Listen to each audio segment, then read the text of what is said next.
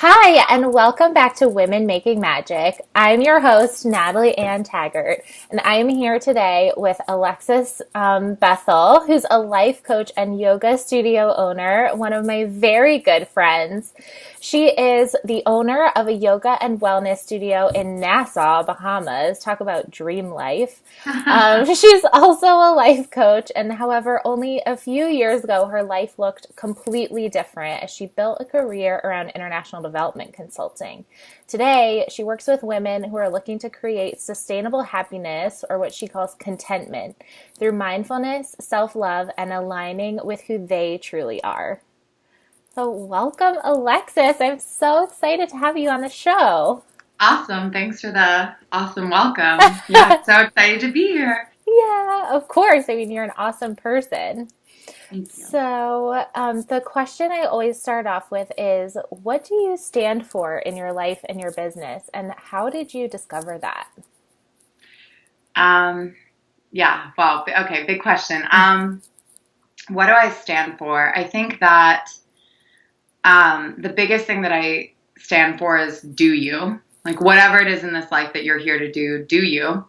I think a big part of that is self-love, which is something I focus on. You know, we're always trying to kind of make ourselves into something else or other people's ideals of what we should be. And as a result of that, we kind of feel this misalignment within ourselves. And I think whether we're super tuned into that or not, that's been a journey that I have been on for a long time. I think that, you know, I only really realized it, as you talked about, through this transition from consulting into what it is that I do now, that you can fight yourself all you want, but it really can create a lot of misery for you. Totally. So that's one big thing that I stand for. And I think along with that is this idea of not letting other people's perceptions impact that. You know, there are always going to be people that don't like you or don't agree with you or find a reason not to like you or agree with you. And, you know, we have to first check in with ourselves and say, are we being true to ourselves and to our intention? And if we are, then we have to just do it anyway, right? Despite what people are going to say. So I think that that's a battle that I went through for a long time and I'm finally starting to settle into. And I think that once you have that experience and you have that realization, there's no going back, right? There's no trying to make yourself back into something else. So that's one big thing I think that, you know, I'm kind of all about in my life and in my business. Another one would be kind of mindset and the fact that we always have choice and we have more power than we think we do. I think that Totally. a lot of people think that we're powerless, whether it's a big choice in our life, whether it's our mindset, right? We get to choose our attitude every day. So that's a huge one. And I think the last one is kind of this idea of being on this journey. We're all on a journey. And we think that, you know, growth is like this linear thing. We're like, well, I started and I should just keep going up and up and up. Yeah. Unfortunately, it doesn't really work that way. So this idea of just kind of being patient with yourself and taking the journey for what it is, I think we hear that a lot, but being kind to ourselves and compassionate to ourselves in the process. Totally. I think that's such an important point of being compassionate to ourselves because we always want to see like, okay, well, like the next thing and the next thing, and it doesn't work that way. We can be so hard on ourselves. Sure. So Yeah, absolutely. yeah, I love that.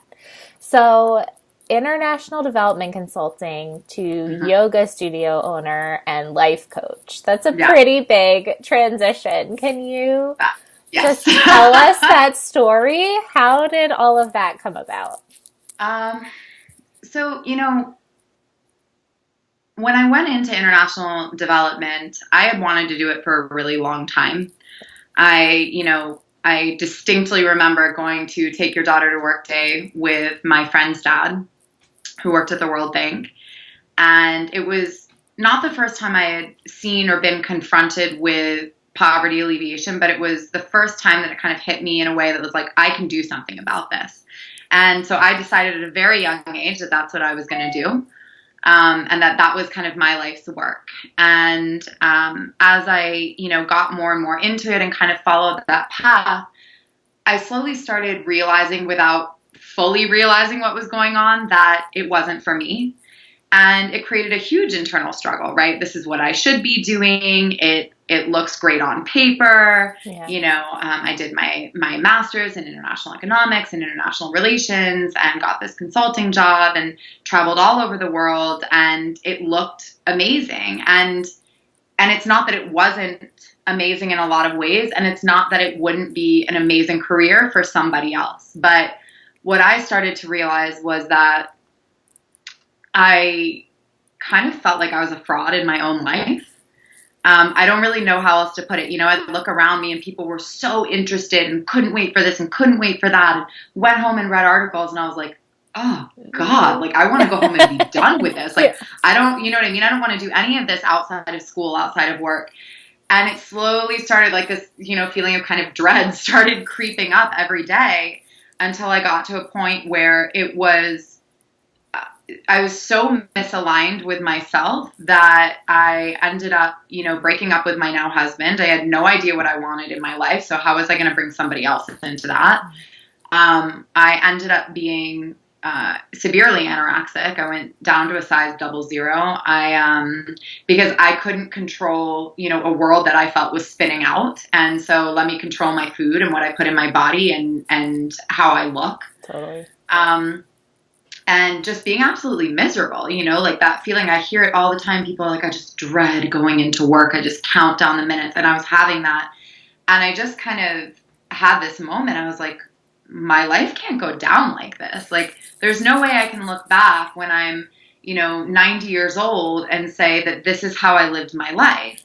And I think that's where, a huge part of this idea of choice comes in. I mean, that's a huge decision to make, a huge choice to make. But at the end of the day, as scary and unknown and everything else as it was, I had that choice, right? I had the choice to take a leap of faith and do something else. At that point in my life, I had been practicing yoga on and off for years, but I'd started to really get serious about my practice, going 4 times a week. And then I actually started as a health coach. Actually, I think we went through the same program, right? We did. Institute for Integrative Nutrition. Yeah.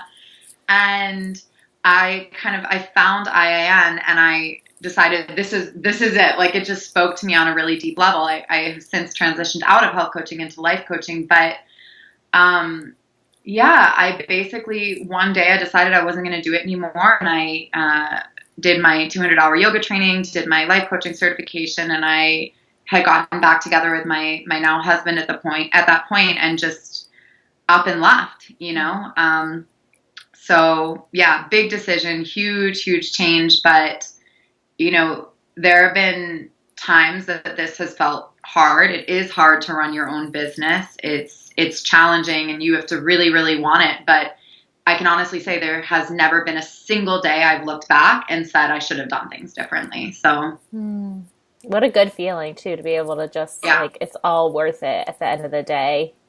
And it is. Yeah. It totally is. Yeah. Awesome. So yeah, that's a big leap of faith. And something we talk a lot about on the show is overcoming self-doubt and like dealing with your fear head on. So I'm so curious what that experience was like for you and how you like overcame it. Yeah. I mean, that's a great question. I think, my first fear was when I was making the transition, what are people going to think?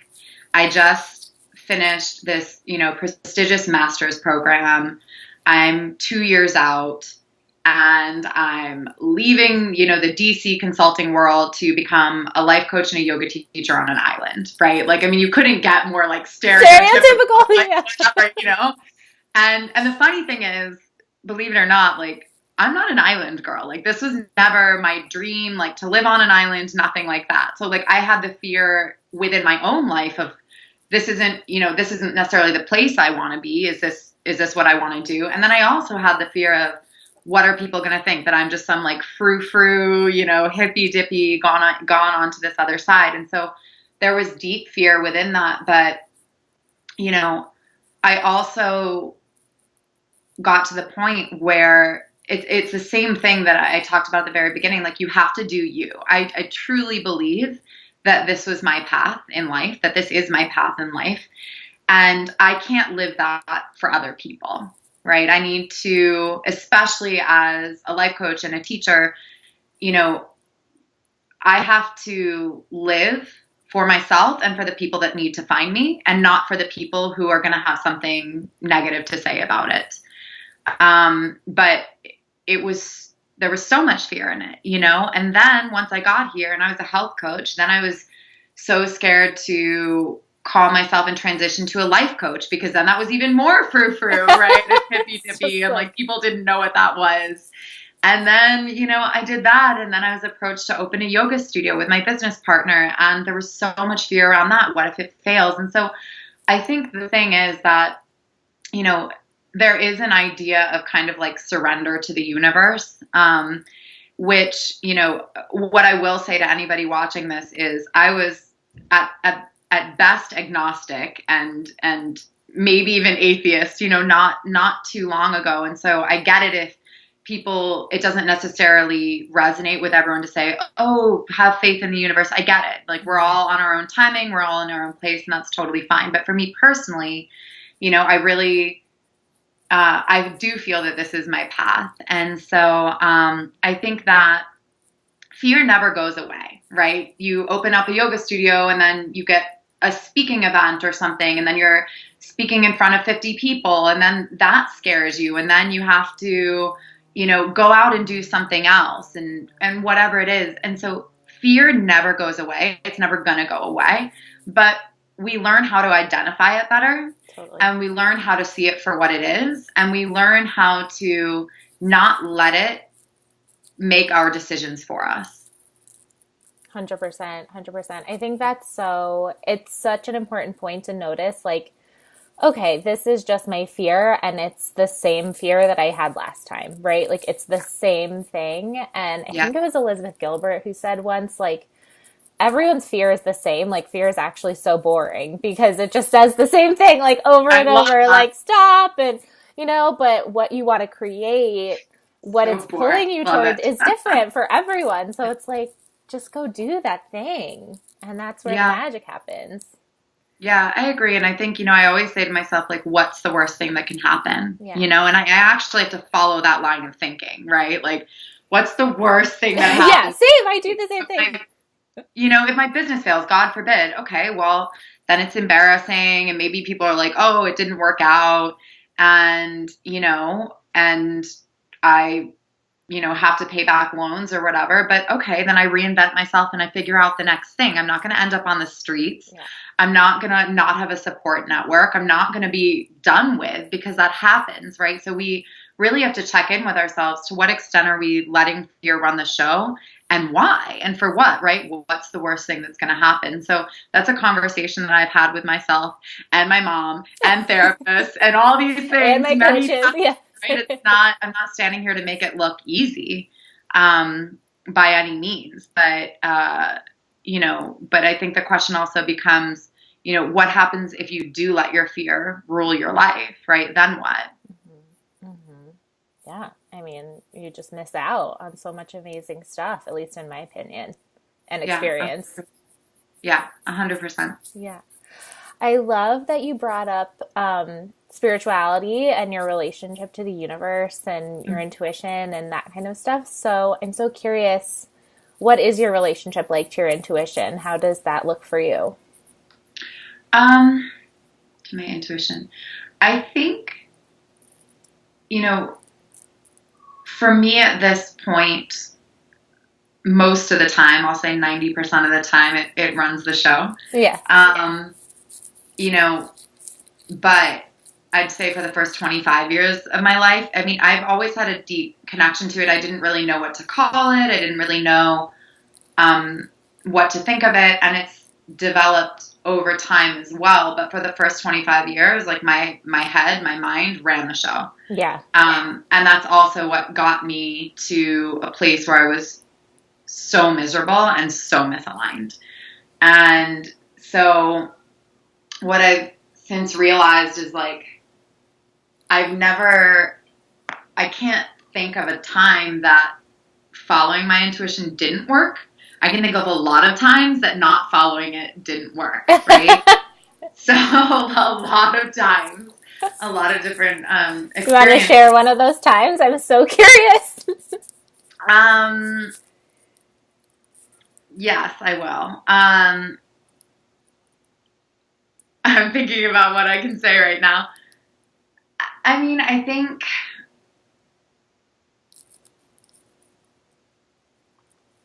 I'm trying to think of like a PC one. You know? That's okay. You know, there have been people. I'll bring it to this. Like, if I have a strength, it's being a judge of character. Yeah. Like, it's. I think it's a Leo thing. I don't know what it is, but like, instantly, I know. Like, I know when I meet you, and it's not a judgment. It's not like I mean, I guess you could say it is, but it's not like I'm choosing not to. I just get a feeling very, very clearly about people.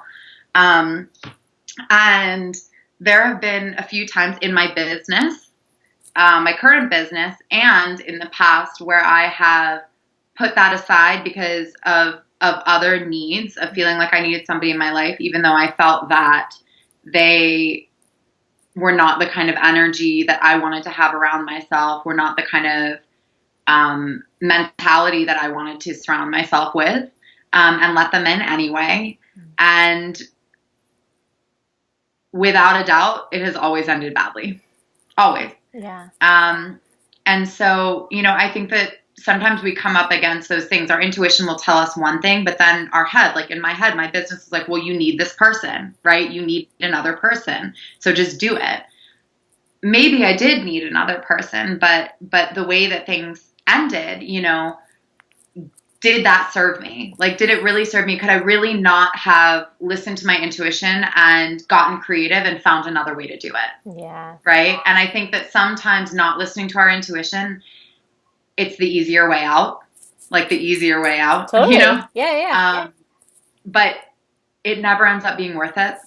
You know, we always pay a price. So I think people is a big place that, for whatever reason, you know, that in my life, I have gone against my intuition. And again, it's never been wrong. It's just been one of those, like, I told you so, you know, like, you know, whispering to me after the fact. I was right. Yeah, totally. Yeah, exactly. Like, trying to tell you. But yeah, I'd say that's the biggest thing.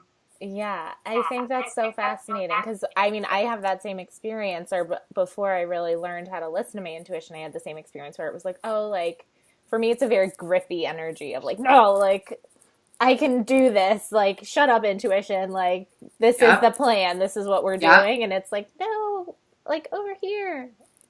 And then eventually it's like, there's some kind of implosion, and I'm like, okay, I guess you were right. And it comes right back to where it was supposed to be, you know? Totally, totally. And I think that brings up a really important point. I know a lot of women struggle with boundaries and people pleasing, and that can be something that's really hard to start to discern for yourself. So I'm curious how you have started to set those boundaries. Yeah, so that, you know, that's an interesting one, and it's something like I talk about and you know, I work on with clients and I write about, is this idea of boundary setting. And I think people pleasing and boundary setting, I think they're very interrelated. I also think that, you know, in some ways, for instance, people pleasing can come back to this point of, well, I want people to like me, so I'm not going to do this or follow my dream or pursue something or whatever, because what are people going to think? So there's that kind of people pleasing. But there's also, you know, this kind of daily people pleasing. I don't want to do this, but I'm going to do it anyway because I should. Like, that word should is, you know, dirty word. It's a killer. It is. But I think the first step for me, because I've always been that person that's like, yeah, just do it. Just do it. Just, like, let's just go. Let's just, you know. And I've realized as I've gotten older, first of all, I don't have, not the energy, like, you know, I have great energy, but like, I don't have the energy I had to, like, you know, go on, you know, 3-day trips to Vegas anymore. Like, I don't have that kind of energy that I used to have, you know. Like, that sounds terrible. What? I'm like, that sounds terrible. Nobody Yeah. wants that. It used to sound great. And I'm like, ooh. But, I think that the first step is kind of realizing what you have the energy and desire for and being honest with yourself before you even decide I'm going to do something about it or not. Mm-hmm. But I started to realize, I was like, wait, I'm exhausted. Like, it's Friday. The week was exhausting. I don't really want to go to this acquaintance's birthday, but I'm going. Why? Right? Like, if I had energy and I was all whatever, like, great, like, go, be social. But why am I doing it at the expense of myself? And so that was like the first question. I was like, is this something I really want to do or not? Yeah. Right? Before I even made a decision.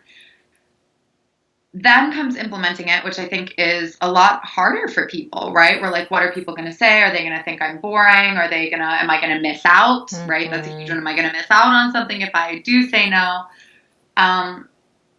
But yeah, so I think the next step is once you do realize that it's not really feeling good or feeling aligned, just being honest with people, right? I feel like a lot of times we try to make excuses or like little white lies. It's like just saying, hey, I had a really exhausting week. I hope you have the most amazing time, but what I really need this evening is just to rest, right? Like we all, and just being honest about it. Because what I found is that the things that we put our energy into, we can choose to do things that don't feel good to us and we disperse our energy and then we wonder why we're burnt out and worn down and don't have energy for the things that we feel really passionately about or the things we really do need to get done. Or we can really funnel our energy into the things that feel good. And I keep saying this word aligned, right? Like in coaching and yoga and everything, like that's what I practice. But if we put our energy into the things that truly feel aligned, those are the things that flourish, right? So I think it's about having that understanding. It's a trial and error thing, right? Like the first time you do it, it's so uncomfortable. You're like, I can't believe I just did that, right? And it gets easier. It's like anything else. Like all of these things are just muscles we have to build. It's the same thing with fear. The first time you face your fear, it's terrifying. The 30th time, it's still not fun, but you're just like, okay, it's just fear. I'm going to do it anyway and see how it works out. It's the same thing with people pleasing, with saying no, with whatever, right? Yeah. We just have to learn to build that muscle. Totally. I love that. So what would you say to someone who is feeling this kind of burnt out and stuck in that like people pleasing mode and they want to start practicing that alignment, but they like don't even know where to start? What would the first step be? That's a good question. I think, what I hear sometimes from clients is, I'll talk about intuition and, what does your gut tell you? What does your voice? And they say, I don't even know, right? Like, I don't even know what that sounds like. I don't even know. It's like this disconnection with it. And I think that we live in a society that promotes disconnection from ourselves. Oh, yeah. We're bombarded on social media, on everything. Like, I watched this video and he said, it was an amazing video. And, the guy said something like, we live in a world where we've never been so connected and yet felt so isolated. And, and that really... That makes me want to like, woot. Yeah. Yeah. And I think that through this, constant bombardment of what we should be doing, what we should be wearing, what other people are doing, how great their life looks, like all these things, it's constant information that, there's this quote I love and it says, the mind is society's garbage bin. Everyone who walks by has something to throw in it, And that's amazing. I know. And it's true, right? And so all of this stuff is getting up in our mind. Well, I should do this. I shouldn't do that. I should look like this. And we're so up here that we just disconnected. It's like, just sever us off right here. Like this is us from here up, right? Yeah. We're not physically connected to our body. We're not emotionally connected to our body. We don't know how to listen to our intuition anymore. And it's promoted in the society that we live in. And I think we're starting to I honestly think we're so far up against that wall, which is why things like life coaching and health coaching and yoga and all of these things are as popular and emerging as they are, is because we're starting to get to a point where we realize that's not working and it's really unhealthy. But coming back isn't an easy process. It's really not. We're so far disconnected that it is sometimes a painful process to come back. But anyway, so what I would say, sorry, that was like a really That's long okay. But I think tangent. there's some really important points in there of just like how we're socialized, right? And Yeah, why it's so important to do this work for ourselves because no one else is going to do it for you. Like you can't, exactly. yeah. So, 100%. And so I think that, you know, to me, the first thing is finding whatever it is that connects you to yourself. So for me, that's yoga. Like that's yoga. For some people, it's running. For some people, it's being in or near the water. For some people, it's having like a deep, heartfelt conversation with a friend or a parent or a sibling or whatever. Whatever it is that draws you back to that place, because I think we all have had those moments of like clarity and like tuning into ourselves, however brief they are, and sometimes they go just as fast as they came, yeah. right? But I think when I say that, everybody can probably say, oh yeah, I get the feeling. I'm not normally there, but I get what you're talking about, right? And so I think that if we can find the space or the spaces where we open up that connection to ourselves and we just listen, right? We just actually listen and ask ourselves, like, what is it that you want? And we're actually open to a response. Sometimes the response is just, I don't know, because of that amount of time that we've spent disconnected. But the more you do it, and that's really how my yoga practice deepened. Like I started realizing that as I was going, my gut and everything around like my job and this like voice that was yelling at me was getting louder and louder and louder. And that's what yoga brought to me, this kind of idea of like connection with my physical body, my soul, my spirit, all these things that I couldn't deny anymore. But I don't think it has to be yoga. I think it's any space where you feel that connection to yourself.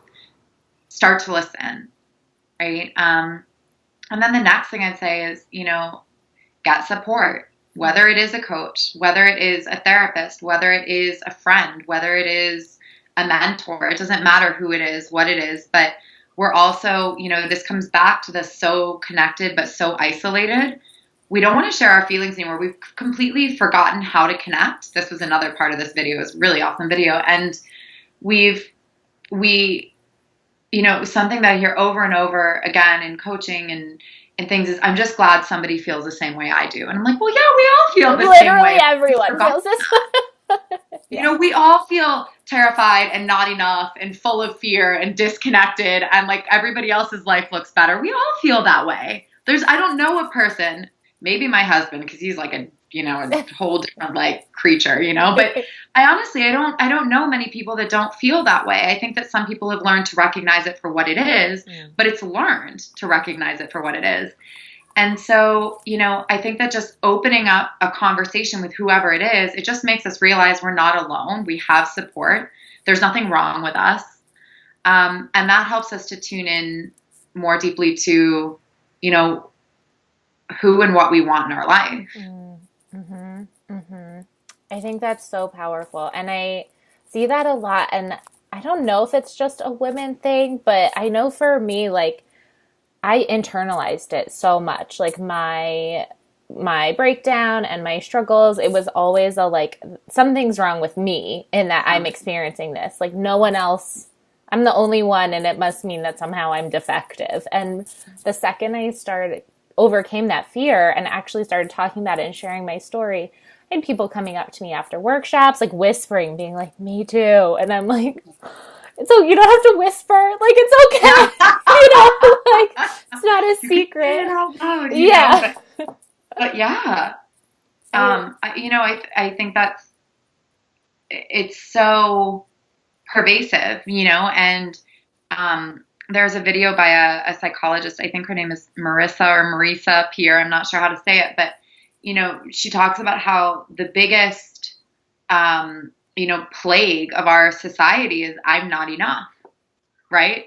We internalize everything. I'm not enough. There's something wrong with me. Me. Yeah. Me.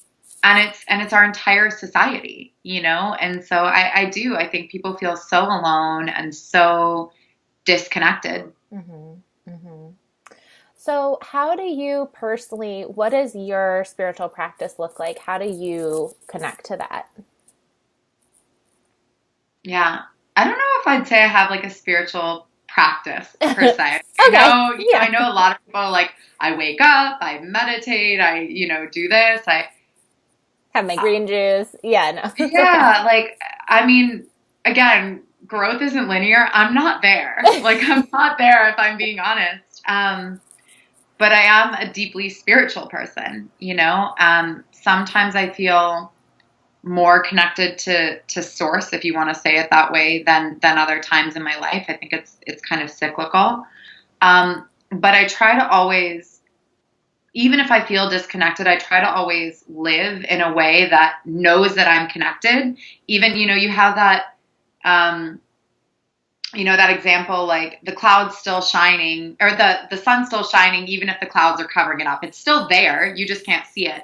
So I try to live my life with that perspective. Like, even if I don't feel super connected at some point in my life, I know it's there. Yeah. It's not super accessible to me right now. And so when I say I try to live my life like that, what I mean is, and this comes back into like mindset. And I work so much with mindset. Like if you see my mirrors around the house, there's like marker written on them. It's like, today is a good day for a good day. Like all these other things that are like, I erase it when I'm done with it and write something new.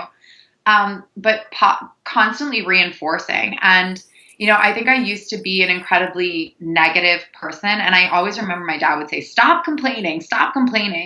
And I'm just at a point, like, I really try not to complain in life anymore. There are times I have to vent and I'm like, I just need 5 minutes to like go at this and then I'm going to be done. Right. Yeah, totally. But what I say to myself, what I say out loud, those things have to be in alignment with positivity. And so I think like that, I would say that's kind of my spiritual practice. That's what connects me to understanding that like things are going to be okay, is just constantly reinforcing in my mind, getting rid of the negative thoughts and replacing them with positive thoughts. And I think there's this idea of, in yoga, it's called Ishvara Pranidhana. It means surrender to God. And which, by the way, was another word that used to super trigger me, but replace it with whatever word. Whatever you want. Yeah. And, that's something that I've really started to live my life by. I think that once I tapped into this like connection and this feeling of like source, which has only happened over the past 5 years, then you realize it's kind of out of your hands and you try to begin to accept that. So there are literally times that I have to say, regardless of what's going on, it's going to work out the way that it's meant to work out. And it doesn't always mean that it's going to be happier, it's going to be easier, it's going to be anything else. But at the end of the day, I will be okay even if it doesn't work out. And so those are the sorts of thoughts that I'm constantly reinforcing. So while I'd say I don't have like a daily practice, I don't want to say fight, that's not the right word, but I choose every single day to fill my mind with positive thoughts. Yeah, totally. I love that. And I think that's as much a practice as any of the other like perfected, whatever, miracle moment stuff. I mean, it's constant practice. It doesn't end. It gets more natural. There's literally research out now about how we can actually build new neural pathways in our brain, right? We can break down old ones and rebuild new ones. And the thoughts that we are constantly reinforcing, that's part of that. And so it does get easier. It gets more natural. But I'm not going to lie and say I don't have downturns or hard times where it feels like an effort to get back to that place where it's positive thoughts. It happens, right? Growth isn't linear. But yeah, it's definitely a practice. It's just not like a prescribed, like, in the morning or in the evening kind of thing that I do. Yeah. Yeah. I love that. I think this topic of surrender is so interesting because it's not at all. When I first heard of this concept, like surrender to me was a dirty word, right? It's like, oh my God, what? Like, no way. It's giving up and losing and whatever. And in this kind of context, it has a very different meaning. So I'm curious, what does that mean to you? Gosh, it's so funny. I just wrote on this and I haven't even, posted it or sent it out or done perfect. anything. We can put it in the show notes. What? We can put it in the show notes, like the link to your post when you post it. Yeah. Okay, great. Yeah. So I will. And I talk about this concept of Ishvara Pranidhanam, but, I say in the piece, I'm like, it's taken me a year of thinking about this to have anything useful to say. It's such an intangible concept. And I agree with you. Like, you surrender to the enemy. To us, surrender equals defeat. It's the opposite. It's understanding that we cannot control life. That's it, right? And it's internalizing that. It's a really hard thing to internalize, to understand, to live by. But I think the best way for me to kind of describe it, and again, this might sound kind of, inconcrete, but is that at the end of the day, I think that a lot of us have experienced what it looks like to try to control every single thing in life. It's exhausting. It is absolutely exhausting, and it doesn't work. Mm-hmm. Like, it actually doesn't work. And there are the things that are out of control that end up okay. And there are the things that are out of control. There are tragedies in life that are not okay. And as human beings in this like kind of existential crisis that we all have, or that a lot of us experience, that we can't understand why. And so I think to me, surrender means, there is, to me, a universal energy that governs us all. I remember when I really started getting into my yoga practice, and I had gotten quite depressed. This was, when I was like thinking about leaving my job and all these things. And I walked out of yoga class one night, and it was cold as hell. And I'm like bundled up, and whatever, but people just keep smiling at me on the street. And I was like, what the hell is going on? I was like, hello. So bizarre, and whatever, put it out of my mind. And then a week later, like the same thing happened. And I realized that I was giving off some energy, like there was something like unbeknownst to me that I was doing that people were responding to. And I was like, this is the craziest. I'm not going to swear on your podcast. I have a sailor mouth sometimes. Okay. This is the craziest thing that like I've ever seen, And so I realized like right then and there, kind of like the power of yoga, the power of like creating this energy, and this energy that governs us all. And it's a reactive energy, right? People respond to it, whether you want them to or not, whether you think you can help it or not. And so this energy, to me it's so much bigger than any one of us. It is literally a universal energy. And so in line with positivity and living out what we feel, our path is, and all of these things, we have to surrender to that energy and believe that if we stop fighting everything in life and we listen to our intuition, it's all part of it, right? It all ties together. All integrated, yeah.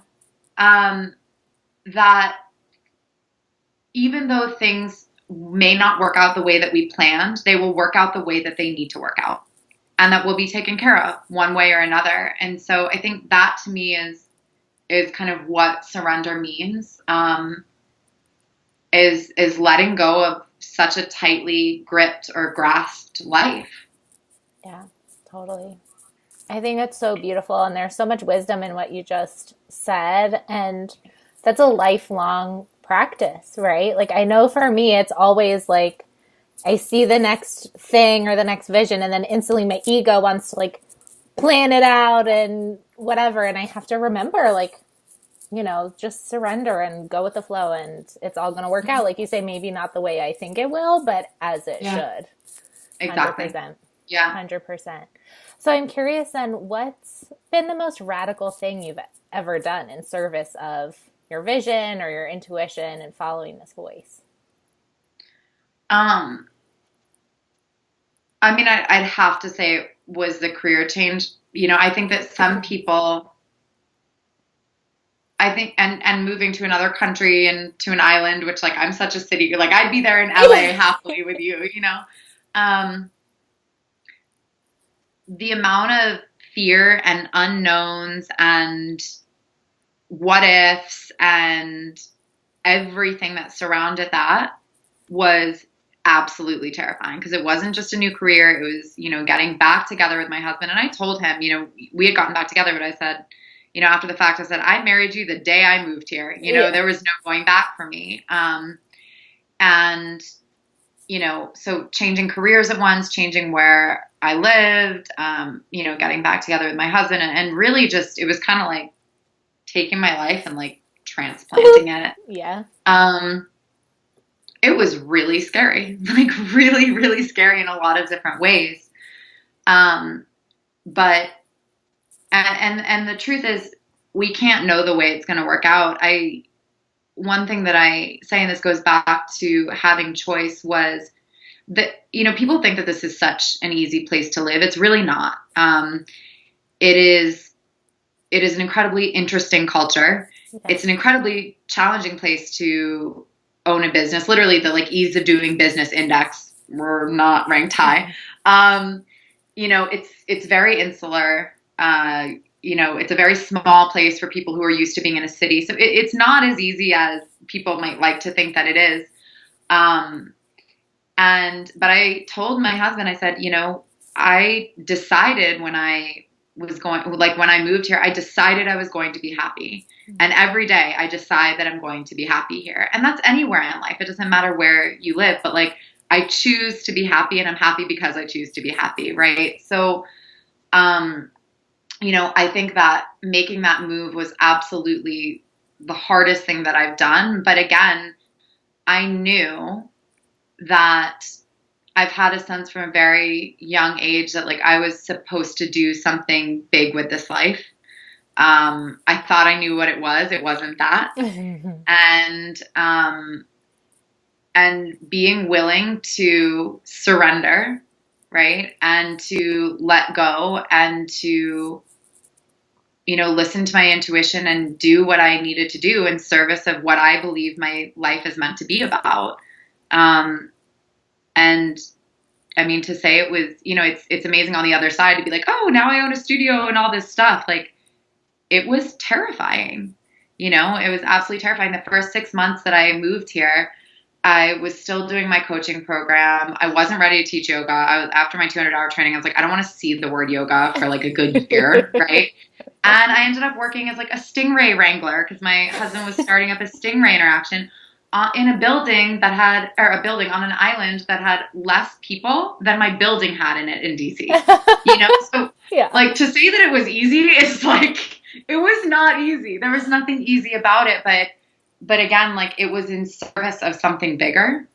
And I think that when we feel that, or we believe that we're meant to do something bigger, we don't have to know what it's going to look like or how we're going to do it. We just have to keep moving forward in service of it. Totally. Also, I just got this amazing image in my head of you, like, with stingrays. Like, I got barbed. I have the scar to prove it. Yeah, so not easy. Talk about adventure. Yeah. It was an adventure. It was that. Yeah, it was hard. Yeah. It was. Totally. So, Alexis, thank you so much for your time. We're coming to a close. I have one more question for you. The show is all about women making their magic in the world. So I'm so curious what making magic means to you. I think making magic to me is finding your way back to who you are. I think that once we do that,